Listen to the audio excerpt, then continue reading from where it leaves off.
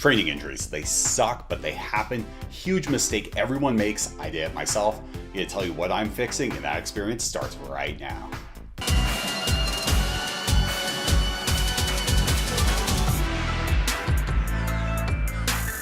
What is going on? My name is David Barr. If you're looking to get bigger, faster, stronger, get leaner, go longer, hit that subscribe and then the little bell so you don't miss out the latest tips and tricks.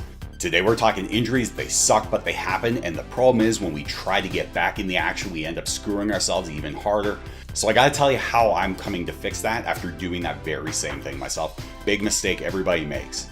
So to know what to fix, you have to know what the problem is to begin with. So this one kicked off. I was deadlifting 600 pounds, and on the 100th rep, a bunch of Somali pirates burst in to steal my new Bugatti, and you're not believing me. I can tell. Okay, Somali pirates, I went too far. The reality is I was wrestling with my 6-pound monster, and she apparently won because my lower back went out, and I was on the ground unable to breathe because my hip flexors were so locked up. But that wasn't the problem. It was the next 6 months, a domino effect of just recurring new injuries. Like, it was brutal. Why? Because I treated the injury like a layoff. And yeah, you bet your ass I took a layoff after a back injury. I mean, there's nothing that our lower back isn't involved in. The thing is, treating it like just a layoff, coming back slowly, lighter loads, doing the same thing, that's a big problem. And that's why I had this domino effect of injuries. So 2 big things to know when you're coming back. Know that there's a good chance if you got injured doing something, it could be your training that caused you to get injured, not necessarily acutely, but chronically. So wear and tear over time, bad movement patterns, whatever it is, it could be your preceding training that caused that actual issue, caused that injury. So to go back doing the same thing, yeah, sure, you're coming back slower, you're coming back lighter, whatever it is. That's not the way to do it, right? You got to fix the fundamental problem, find out what that fundamental problem is, and then fix it. Secondly, and this is what I'm realizing right now, having just come back from a workout, similar lower back injury, about a week later, I'm doing leg extensions, just trying to get some kind of activation in my quads.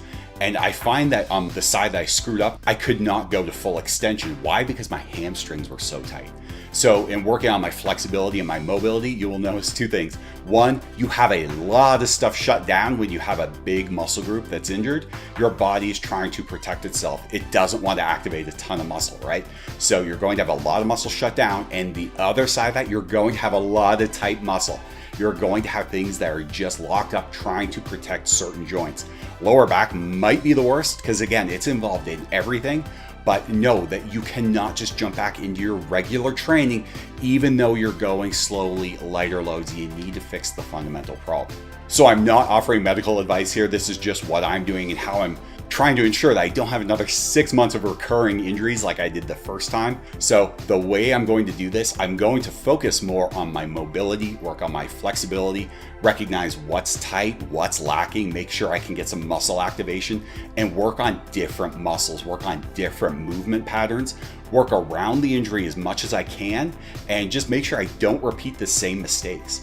So there's a lot to unpack here. I'm not going to go into specifics. Just know you don't jump back into training like you took a layoff, okay? Don't go back in with just a lighter load doing the same things. It's just going to cause more injuries, not necessarily for the exact same injury, but the rest of your body could go as it's tight or immobilized. So that's what happened to me. Don't let that happen. For other videos on muscle growth, fat loss, athletic performance, check out the other videos on this channel. Thanks for watching. I'm David Barr. Until next time, raise the bar.